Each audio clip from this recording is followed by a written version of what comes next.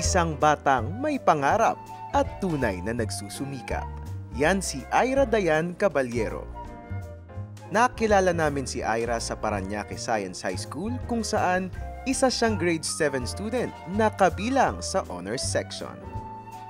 Pag sinabi niya gusto niya makuha yung ganung marka, talagang pinipilit niya na pagsikapang makuha yon. Kaya nga siya ang pinalalaban namin sa iba't ibang contest ng school. At sa kabutihang palad, nanalo naman siya. Upang mas makilala si Ira, sinundan namin siya sa kanyang tahanan at doon namin nakilala ang kanyang ina.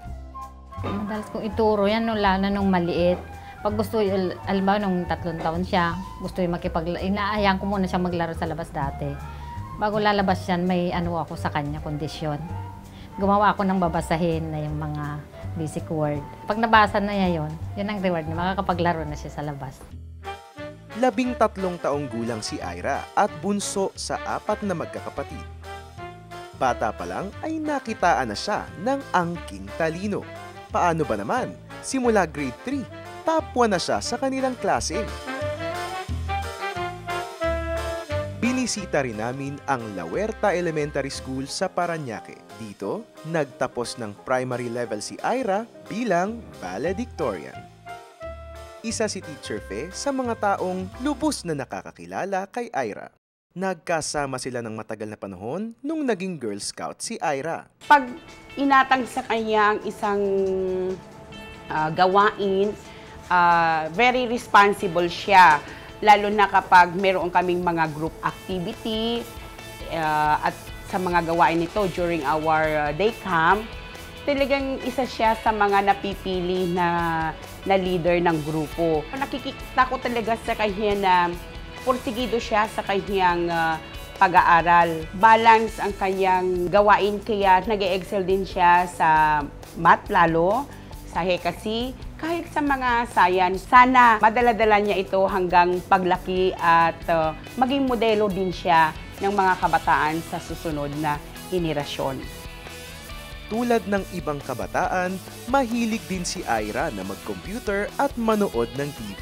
Ito raw kasi ang paraan niya ng pagre-relax kasama ng kanyang pamilya dahil kadalasan abala siya sa pagbabasa at paggawa ng assignment. Ako po yung uri ng tao medyo pasarap buhay pero once kinailangan ko po talagang pagbutihin yung pag-aaral ko or may kailangan akong gawing task na talagang kailangan, hindi lang para sa kapakanan ko, kundi para sa kapakanan ng iba.